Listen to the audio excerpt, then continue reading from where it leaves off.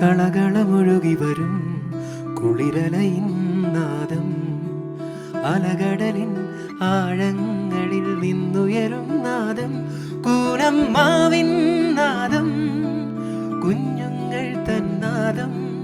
Radio പ്രിയോ, radio പ്രിയോ.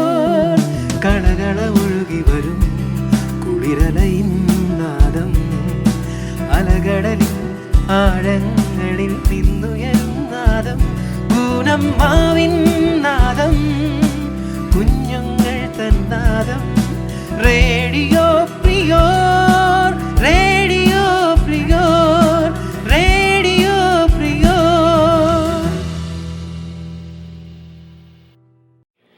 മനുഷ്യജീവിതത്തെ മാറ്റിമറിച്ച ഒട്ടേറെ കണ്ടുപിടുത്തങ്ങൾ നടത്തിയ ഒരു മഹാനായിരുന്നു തോമസ് ആൽവ എഡിസൺ. വൈദ്യുതി ബൾബ് കണ്ടുപിടിച്ച് ലോകത്തിൻ്റെ വെട്ടമായി മാറിയ എഡിസന്റെ പേരിലുള്ളത് 1000-ലധികം കണ്ടുപിടുത്തങ്ങളുടെ പെൻഡൻ്റാണ്. എഡിസൺ ക്ലാസ്സിൽ മണ്ടനായി ഗണിക്കപ്പെട്ടിരുന്നു. ഭാഗികമായ ബധിരത അവനെ അലട്ടിയിരുന്നു. ഒരു നാൾ സ്കൂൾ വിട്ട് വീട്ടിലെത്തിയ എഡിസന്റെ കയ്യിൽ ക്ലാസ് ടീച്ചറിൻ്റെ കത്തുണ്ടായിരുന്നു. എഡിസന്റെ മണ്ടത്തരം മിടുക്കരായ കുട്ടികളുടെ സമയം അപഹരിക്കുന്നതുകൊണ്ട് അവനെ സ്കൂളിൽ നിന്നും നീക്കം ചെയ്യുന്നു എന്നായിരുന്നു കത്തിൻ്റെ ഉള്ളടക്കം. കത്തിലെ വിവരം ചോദിച്ച കുട്ടിയോട് ബുദ്ധിമാനായ എഡിസനെ പഠിപ്പിക്കാൻ ആ ചെറിയ സ്കൂളിൽ അധ്യാപകർക്ക് കഴിവില്ലാത്തതിനാൽ അവനെ മറ്റൊരു സ്കൂളിൽ ചേർക്കണം എന്ന് വായിച്ച് കേൾപ്പിച്ചിട്ട് ചെറുപുഞ്ചിരിയോടെ അമ്മ അവനെ വാരിപ്പുണർന്നു. അമ്മയുടെ സ്നേഹവും ക്ഷമയും ശുഭക്തി വിശ്വാസവുമാണ് ആ ബലഹീനനായ കുട്ടിയെ ലോകം ആദരിക്കുന്ന പ്രതിഭയായി മാറ്റിയത്. അമ്മ മകനെ ആത്മവിശ്വാസത്തിൻ്റെ ചിറകുകൾ തുന്നിക്കൊടുത്തു. ശാസ്ത്രത്തിൻ്റെ അനന്തമായ ആകാശത്തിലൂടെ കുഞ്ഞു ചിറകുകൾ വീശി എഡിസൺ പറന്നുയർന്നു. ജീവിത വിജയത്തിൽ ശുഭചിന്തകൾക്ക് പ്രധാന സ്ഥാനമുണ്ട്. അമ്മയുടെ ശുഭാക്തി വിശ്വാസമാണ് തോമസ് ആൽവ എഡിസൺ എന്ന സാധാരണക്കാരനായ കുട്ടിയെ മഹാനായ ശാസ്ത്രജ്ഞനായി മാറ്റിയത്. കുട്ടിയെ അവൻ്റെ ശാരീരികമായ കുറവുകൾ അറിയിക്കാതെ അമ്മ ക്ഷമയോടെ അവൻ്റെ ചെയ്തുകളെ നിരീക്ഷിക്കുകയും പ്രോത്സാഹിപ്പിക്കുകയും ചെയ്തു. കണ്ടുപിടുത്തങ്ങളുടെ ചക്രവർത്തിയായിട്ടാണ് എഡിസൺ എന്നറിയപ്പെടുന്നത്. പ്രിയ കൂട്ടുകാരെ, തോമസ് ആൽവ എഡിസൺ ശുഭാക്തി വിശ്വാസത്തോടെയും സ്ഥിര ഉത്സാഹത്തോടെയും കൂടി ജീവിതത്തിൽ മുന്നേറി.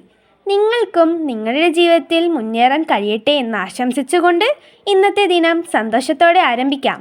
ഇന്ന് നിങ്ങളുടെ മുന്നിൽ റേഡിയോ പ്രിയറുമായി എത്തുന്നത് നൈനിയിലെ കൂട്ടുകാരും ടീന മിസ്സിനൊപ്പം ഞാൻ സന്യ, സൈനിങ് ഇൻ. നാദം, കുഞ്ഞുങ്ങൾ തന്നാദം. റേഡിയോ പ്രിയോർ, റേഡിയോ പ്രിയോർ, റേഡിയോ പ്രിയോർ. കേരളത്തിൻ്റെ തനിമയും സംസ്കാരവും വിളിച്ചോതുന്നവയാണ് നാടൻ പാട്ടുകൾ. പഴയ കാലത്തെ ജനങ്ങളുടെ ജീവിത രീതികളും അധ്വാനവും ആചാരങ്ങളുമാണ് നാടൻ പാട്ടുകളിൽ പ്രധാനമായും വിഷയമാക്കുന്നത്. സാധാരണക്കാരൻ്റെ ജീവിതത്തോടും പ്രകൃതിയോടും ചേർന്ന് നിൽക്കുന്ന ലളിതമായ പദപ്രയോഗങ്ങളാണ് നാടൻ പാട്ടിലുള്ളത്. അത്തരമൊരു നാടൻ പാട്ടുമായി നയനിയിൽ നിന്നും രഞ്ജിത എസ്. പടക്കളം തന്നിൽ ഒരു മഹാവിരുദ്ധൻ വന്നല്ലോ, പടയിടുവാൻ തുനിഞ്ഞല്ലോ, വശിയവനേറെയുണ്ടല്ലോ, മിശ ബഹുകേമമാണല്ല. അല്ല മാറി മാറി വന്നു നിന്നതും കൃഷ്ണനല്ലേ താതൃകത്താതെ, മാറി മാറി വന്നു നിന്നതും കൃഷ്ണനല്ലേ താതൃകത്താതെ. അങ്ങിനെയല്ലേ അമ്പാടിയിൽ നീ വളർന്നില്ലേ, വളർന്നൊരു കേമനായില്ലേ, വിരുദ്ധൻ യോഗ്യനായില്ലേ.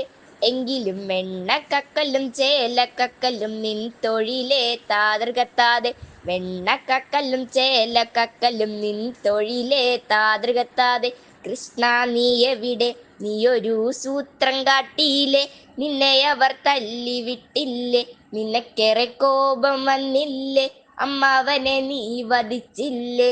എങ്കിലും ആര് ചെയ്യും കൃഷ്ണ ഇങ്ങനെ ഭ്രാന്തനെ പോൽ താതൃകത്താതെ, ആര് ചെയ്യും കൃഷ്ണ ഇങ്ങനെ ഭ്രാന്തനെ പോൽ താതൃകത്താതെ. പടക്കള്ളം തന്നിൽ ഒരു മഹാവിരുദ്ധൻ വന്നല്ലോ, പടയിടുവാൻ തുനിഞ്ഞല്ലോ, വശിയവനേറെയുണ്ടല്ലോ, മിശ ബഹുകേമമാണല്ല.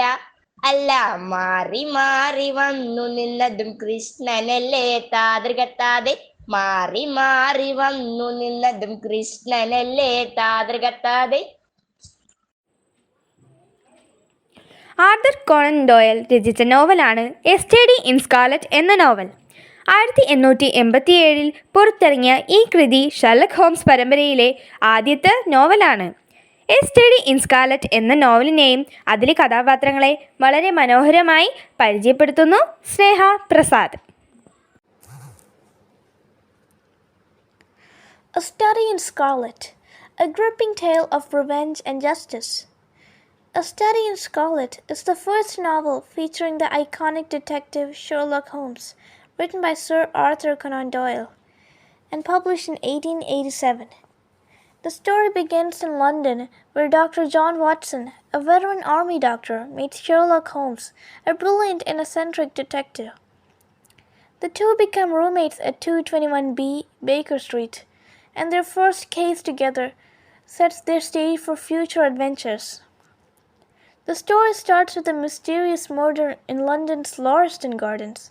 The victim, Enoch Dreber, is found dead with the word wedding ring on the floor and the word Rach written on the wall.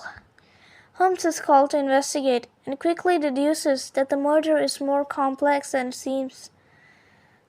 As Holmes and Watson dig deeper, they uncover a trail of clues that leads them to a small village in the countryside. They meet a mysterious woman named Lucy Ferrier, who had been involved with Dreber and his associate Joseph Stanger.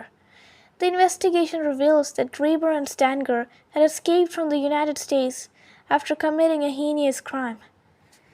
The story unfolds with flashbacks to the American West, where a Mormon leader, John Ferrier, adopts Lucy and raises her as his own daughter. However, their peaceful life is disrupted when Brigham Young, the leader of the Mormon community, demands that Lucy marry one of his followers, Stanger or Dreber. The Ferriers flee, but are pursued by the Mormons. Years later, Dreber and Stanger track down Lucy and her father, leading to a tragic confrontation. Back in the present, Holmes and Watson track down the killer, Jefferson Hope, a former friend of the Ferriers who seek revenge against Dreber and Stanger for their role in Lucy's death. Hope had killed Dreber in London and was about to kill Stanger when he was caught by Holmes and Watson. Moral of the story. The moral of A Study in Scarlet is that revenge consumes us, and justice is best served with a clear mind and a fair process. Jefferson Hope's quest for revenge ultimately leads to its own downfall, while Holmes's pursuit of justice through reason and logic brings resolution to the case. The story highlights the dangers of letting emotions cloud judgment and the importance of upholding the law. പൂനമ്മാവിൻ നാദം കുഞ്ഞുങ്ങൾ തന്നാദം radio പ്രിയോർ radio പ്രിയോർ radio പ്രിയോർ. മനോഹരമായ ഒരു group സോങ്ങുമായി നൈനിയിലെ കൂട്ടുകാരായ റിമ്മി, വൈഗ, അതുല്യ ആൻഡ് സോന. വാതിലില്ല വാതിലിൽ കാതോർത്തു നീ നിന്നില്ലേ, പാതിയിൽ പാടാത്തൊരാ തേനൂരിടും വിശലായി ഞാൻ. വാതിലില്ല വാതിലിൽ കാതോർത്തു നീ നിന്നില്ലേ, പാതിയിൽ പാടാത്തൊരാ തേനൂരിടും വിശലായി ഞാൻ.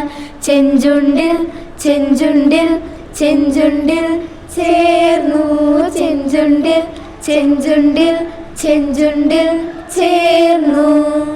കാണാനോരോ വഴി തേടി കാണും നേരം വിഴിമൂടി, ഓമലേ നിന്നിലയോ നാണമായി വഴുതിയിലയോ. പുന്നാരം ചെറിയുമളവിലവളിളകി മറിയും ഒരു കടലായി, കിന്നാരം പറയും അഴകിലവളിടറിയുണരും ഒരു മഴയായി. കണിച്ചിരിറവുകൾ കണിമലരിതളുകൾ വിടരുവതരുമയിലായി. ചെഞ്ചുണ്ടിൽ ചെഞ്ചുണ്ടിൽ ചെഞ്ചുണ്ടിൽ താനേ ചെഞ്ചുണ്ടിൽ ചെഞ്ചുണ്ടിൽ ചെഞ്ചുണ്ടിൽ താനേ വാതിലിൽ ആ വാതിലിൽ കാതോർത്തു നീ നിന്നില്ലേ പാതിയിൽ പാടാത്തൊരാ തേനൂറിടും ഇശലായി ഞാൻ വാതിലിൽ ആ വാതിലിൽ കാതോർത്തു നീ നിന്നില്ലേ പാതിയിൽ പാടാത്തൊരാ തേനൂറിടും ഇശലായി ഞാൻ ചെഞ്ചുണ്ടിൽ ചെഞ്ചുണ്ടിൽ ചെഞ്ചുണ്ടിൽ ചേർന്നു ചെഞ്ചുണ്ടിൽ ചെഞ്ചുണ്ടിൽ ചെഞ്ചുണ്ടിൽ ചേർന്നു. ജനുവരി എന്ന മാസത്തെക്കുറിച്ച് പറയുമ്പോൾ തന്നെ പുതുവർഷത്തിൻ്റെ ആരംഭമെന്ന് നാം കരുതുന്നു.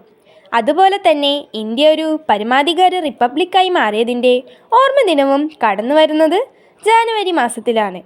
ദേശത്തെക്കുറിച്ചും സ്വാതന്ത്ര്യത്തെക്കുറിച്ചും ഓർക്കുമ്പോൾ തന്നെ നമ്മുടെ ദേശത്തെ ഒത്തിരി സ്നേഹിച്ച ശ്രീ വള്ളത്തോൾ നാരായണൻ മേനോനെ ആർക്കാണ് മറക്കാൻ കഴിയുക? ഭാരതമെന്ന് കേട്ടാൽ അഭിമാനപൂരിതമാകണം അന്തരംഗം, കേരളമെന്ന് കേട്ടാൽ തിളയ്ക്കണം ചോര ഞരമ്പുകളിൽ. ഇന്ത്യൻ സ്വാതന്ത്ര്യ സമരത്തിന് ആവേശം പകരാൻ അദ്ദേഹം രചിച്ച കവിതകൾ ഇന്നും നമ്മുടെ മനസ്സിൽ തങ്ങി നിൽക്കുന്നു. പ്രശസ്ത കവിയെക്കുറിച്ച് നമ്മോട് പങ്കുവയ്ക്കുന്നത് വസുദേവ് MP. ഞാൻ വസുദേവ് MP. ഞാൻ ഇനിയിൽ പഠിക്കുന്നു. എന്നെ കേൾക്കുന്ന എൻ്റെ കൂട്ടുകാർക്കും അധ്യാപകർക്കും മാതാപിതാക്കൾക്കും എൻ്റെ വിനീതമായ നമസ്കാരം. ഞാൻ ഇന്ന് മഹാകവി വള്ളത്തോൾ നാരായണ മേനോൻ്റെ സാഹിത്യ ജീവിതത്തിലൂടെ സഞ്ചരിക്കുവാൻ ശ്രമിക്കുകയാണ്. വള്ളത്തോൾ നാരായണ മേനോൻ മലയാള സാഹിത്യത്തിൻ്റെ മഹാകവിയും നവോത്ഥാനത്തിൻ്റെ ശക്തമായ ശബ്ദവുമായിരുന്നു. 1878 ഒക്ടോബർ 16 മലപ്പുറം ജില്ലയിലെ ചെറുത്തുരുത്തിയിൽ ജനിച്ചു. സംസ്കൃതവും മലയാളവും ഒരുപോലെ കൈവശപ്പെടുത്തിയ വള്ളത്തോൾ മഹാകവി, ദേശീയകവി എന്നിങ്ങനെ പ്രശസ്തി നേടി. കേരള കലാമണ്ഡലം സ്ഥാപിച്ച് അദ്ദേഹം മലയാളത്തിൻ്റെ കലാരംഗത്തിന് അടിത്തറയിട്ടു. കഥകളി, കൂടിയാട്ടം, മോഹിനിയാട്ടം എന്നീ പരമ്പരാഗത കലകൾക്ക് പുനരുജ്ജീവനം നൽകുന്നതിൽ കലാമണ്ഡലം നിർണായക പങ്കുവഹിച്ചു. 1958 ഒക്ടോബർ 13 വള്ളത്തോൾ നാരായണ മേനോൻ അന്തരിച്ചുവെങ്കിലും മലയാള സാഹിത്യത്തിലെ മഹാകവിയും സ്വാതന്ത്ര്യ സമരത്തിൻ്റെ സാംസ്കാരിക പോരാളിയുമാണ് അദ്ദേഹം. മഹാത്മാ ഗാന്ധിജിയുടെ ആദർശങ്ങളിൽ ആകൃഷ്ടനായി ഗാന്ധിജിയെ ഗുരുനാഥനായി കണ്ട വ്യക്തിയായിരുന്നു വള്ളത്തോൾ നാരായണ മേനോൻ. അദ്ദേഹം തോക്കെടുക്കാതെ തൻ്റെ കവിതയെ പടവാളാക്കി ബ്രിട്ടീഷ് ഭരണത്തിനെതിരെ ജനങ്ങളെ ഉണർത്തി. വള്ളത്തോളിൻ്റെ കവിതയിൽ മാതൃഭൂമിയോടുള്ള അഗാധമായ സ്നേഹം നമുക്ക് കാണാൻ കഴിയും. അടിമത്തത്തിനെതിരെ അദ്ദേഹം കവിതയെ ആയുധമാക്കി. അദ്ദേഹത്തിൻ്റെ ദേശസ്നേഹം ഉണർത്തുന്ന ചില വരികൾ ഞാനിവിടെ ഓർമ്മപ്പെടുത്തട്ടെ. ബന്ധനം പൊട്ടണം, അടിമത്തം അവസാനിക്കണം, സ്വാതന്ത്ര്യത്തിൻ്റെ സൂര്യൻ ഈ മണ്ണിൽ ഉയർക്കണം. എൻ്റെ ഗുരുനാഥൻ എന്ന കവിതയിൽ അദ്ദേഹം ഇപ്രകാരം കുറിച്ചു: ദുഃഖിതയാ മാതാവേ, നിന്റെ കണ്ണീരിൽ എൻ്റെ ഹൃദയം കത്തുന്നു, നിന്റെ അപമാനം എൻ്റെ അപമാനം. വള്ളത്തോൾ നാരായണ മേനോൻ മലയാള സാഹിത്യത്തിന് നൽകിയ അമൂല്യ സംഭാവനകൾ കാലാതീതമാണ്. കവിതയെ ദേശസ്നേഹത്തിൻ്റെ സാംസ്കാരിക ബോധത്തിൻ്റെ ശബ്ദമാക്കി മാറ്റിയ അദ്ദേഹം മലയാളിയുടെ ആത്മബോധത്തെ ഉണർത്തി. മാതൃഭാഷയെയും മാതൃഭൂമിയെയും സംരക്ഷിക്കേണ്ടതാണെന്ന് തൻ്റെ കൃതികളിലൂടെ അദ്ദേഹം ഓർമ്മിപ്പിക്കുന്നു. മലയാള സാഹിത്യ ചരിത്രത്തിൽ ദേശസ്നേഹത്തിൻ്റെ അമരകവിയായി വള്ളത്തോൾ നാരായണ മേനോൻ എന്നും ജീവിച്ചിരിക്കുന്നു. നന്ദി, നമസ്കാരം. You're listening to Radio Prior, presented by Little Kites, St. Philomena's HSS Kunamav.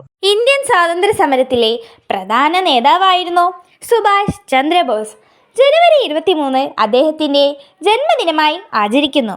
പ്രിയ നേതാജിക്ക് വേണ്ടി മനോഹരമായ ഒരു ഹിന്ദി സ്പീച്ചുമായി ആൽറീന എഡിസൺ. मेरे प्रिय साथियों, नमस्कार। आज हम सभी भारत के महान स्वतंत्रता सेनानी नेताजी सुभाष चंद्र बोस की जयंती मनाने के लिए एकत्र हुए हैं। नेताजी का जन्म 23 जनवरी 1897 को कटक, ओडिशा में हुआ था।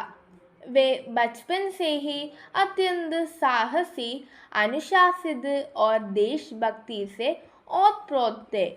नेताजी का जीवन हमें यह सिखाते हैं कि स्वतंत्रता केवल मांगने से नहीं बल्कि बलिदान और संकल्प से मिलती है। उन्होंने भारतीय सिविल सेवा जैसी प्रतिष्ठित नौकरी छोड़कर देश की आज़ादी के लिए अपना पूरा जीवन समर्पित कर दिया।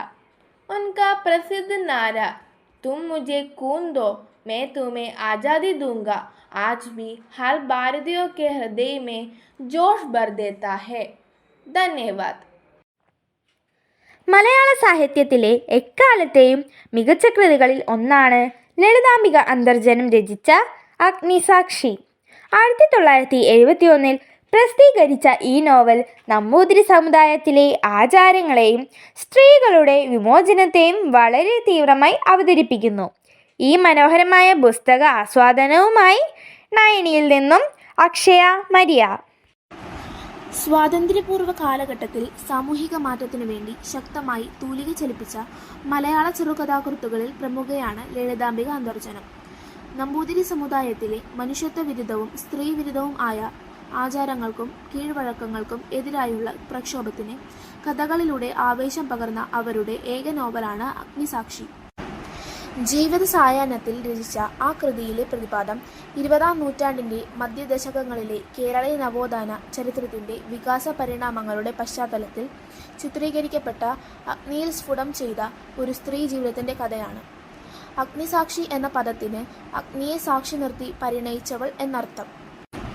നമ്പൂതിരി സമുദായത്തിൽ വിപ്ലവം സൃഷ്ടിക്കാൻ ഇറങ്ങിപ്പുറപ്പെട്ട പി നമ്പൂതിരി എന്ന പുരോഗമന ആശയക്കാരൻ്റെ സഹോദരിയായി സ്വാതന്ത്ര്യത്തിൻ്റെ കാറ്റേറ്റ് വായനയുടെയും സ്വതന്ത്ര ചിന്തയുടെയും ലോകത്ത് വളർന്ന തേതിക്കുട്ടി എന്ന ദേവകിക്ക് മാനമ്പിള്ളി ഇല്ലത്തെ ഉണ്ണി നമ്പൂതിരിയുമായുള്ള വിവാഹത്തിലൂടെ ആ ഭൂതകാല ജീവിതത്തോട് വിട പറയേണ്ടി വരുന്നു. ദുഷ്ടനോ സ്നേഹശൂന്യനോ ഭീരുവോ ആയ ഭർത്താവായിരുന്നില്ല ഉണ്ണി നമ്പൂതിരി. തൻ്റെ അർത്ഥ സഹോദരിയായ തങ്കത്തിൻ്റെയും അനുജൻ നമ്പൂതിരിയുടെയും വിദ്യാഭ്യാസത്തിൻ്റെ കാര്യത്തിലും മറ്റും സ്വതന്ത്ര നിലപാട് എടുക്കുന്നതിനുള്ള ധീരത അദ്ദേഹം കാണിക്കുന്നുണ്ട്.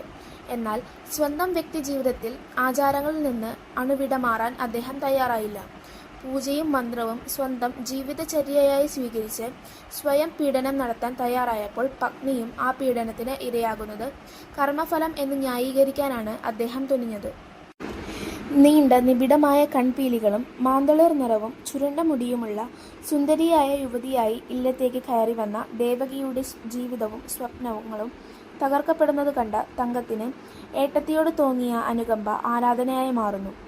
ഏട്ടത്തിക്ക് ഒരിറ്റ സ്നേഹവും പരിഗണനയും നൽകാൻ അവൾ ഉണ്ണിയേട്ടനോട് യാചിച്ചു.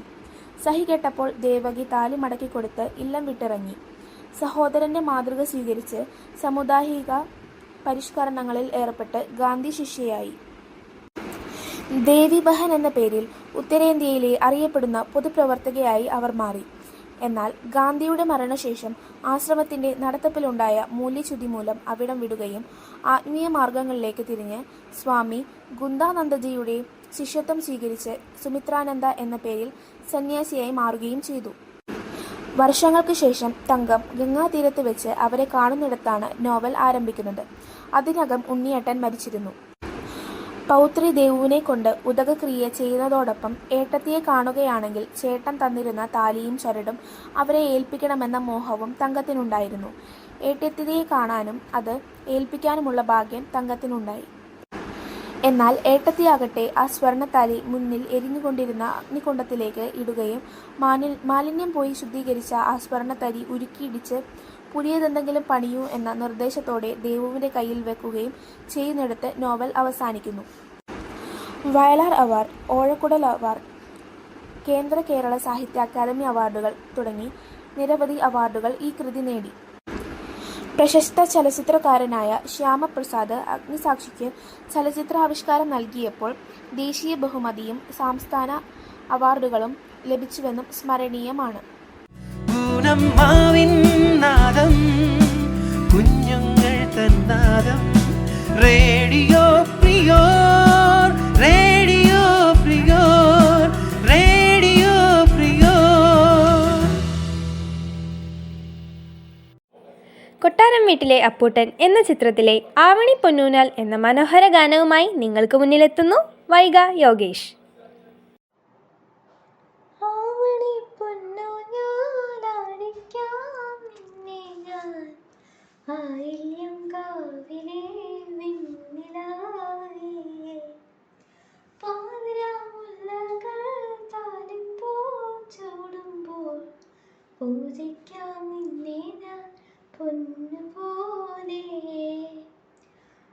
മച്ചകവാതിലും താനേ തുറന്നു പിച്ചകപ്പൂമണം കാറ്റിൽ നിറഞ്ഞു വന്നല്ലോ നീയൻ പൂത്തുമ്പിയായി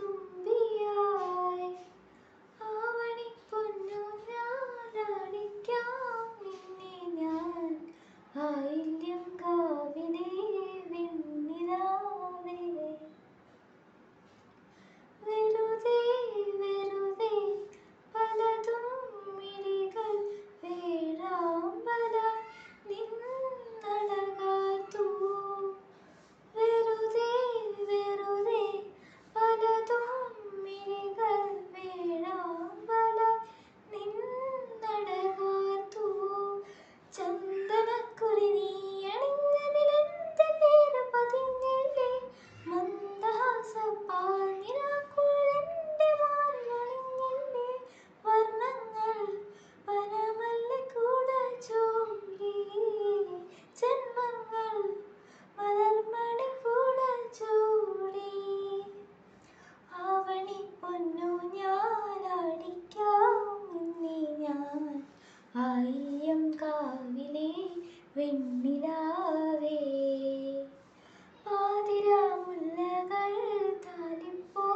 ചൂടുമ്പോൾ പൂജിക്കാം നിന്നെ ഞാൻ പൊന്നുപോലെ മച്ചകവാതിലും താനേ തുറന്നു പിച്ചകപ്പൂമണം കാറ്റിൽ നിറഞ്ഞു വന്നല്ലോ നീയൻ പൂത്തുമ്പിയായി ആവണി പൊന്നു ഞാനടിക്കാം നിന്നെ ഞാൻ ആയില്യം കാവിലെ വെണ്ണിലാവേ. ഇന്നത്തെ വാർത്തകൾ വായിക്കുന്നത് സാൻവിയ സനീഷ്. ജനുവരി 13 ചൊവ്വാഴ്ച രണ്ടാം പാദ വാർഷിക പരീക്ഷയെ തുടർന്ന് 5 മുതൽ 9 വരെയുള്ള ക്ലാസ്സിലെ PTA 1 മണി മുതൽ 3 മണി വരെ നടത്തപ്പെട്ടു. ജനുവരി 15 ഇന്ത്യൻ ആർമി ദിനത്തോടനുബന്ധിച്ച് സെൻറ്റ് ഫിലോമിന സ്കൂളിൽ ദിനാചരണം നടത്തുകയുണ്ടായി. ഇന്ത്യൻ ആർമിയിൽ 32 വർഷം സേവനമനുഷ്ഠിച്ച ബഹുമാനപ്പെട്ട റിട്ടയർ ക്യാപ്റ്റൻ സോമരാജൻ സാറായിരുന്നു മുഖ്യാതിഥി. സാറിൻ്റെ ലളിതമായ വാക്കുകളിലൂടെ ഇന്ത്യൻ ആർമി ദിന സന്ദേശ വിദ്യാർത്ഥികൾക്ക് നൽകുകയുണ്ടായി. കുഞ്ഞുങ്ങൾ തന്നാദം റേഡിയോ പ്രിയോർ റേഡിയോ പ്രിയോർ റേഡിയോ പ്രിയോർ. വിജയമെന്നത് നിങ്ങളെ തേടി വരുന്ന സുഹൃത്തല്ല, മറിച്ച് പരിശ്രമത്തിലൂടെ നിങ്ങൾ നേടിയെടുക്കേണ്ട ഒന്നാണ്. ഓരോ പരാജയവും വിജയത്തിലേക്കുള്ള പാഠപുസ്തകമാണ്. പറക്കാൻ ചിറകുകൾ വേണമെന്നില്ല. പ്രിയ കൂട്ടുകാരെ, ഉള്ളിൽ ഒരാകാശമുണ്ടായാലും മതി. എല്ലാവർക്കും ജീവിതത്തിൽ എന്നും നന്മയുണ്ടാകട്ടെ എന്ന് ആശംസിച്ചുകൊണ്ട് ഞങ്ങൾ 9E students signing off.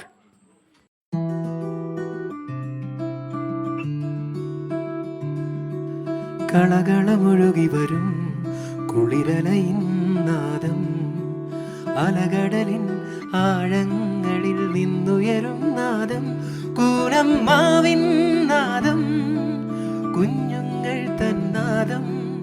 Radio പ്രിയോർ റേഡിയോ പ്രിയോർ.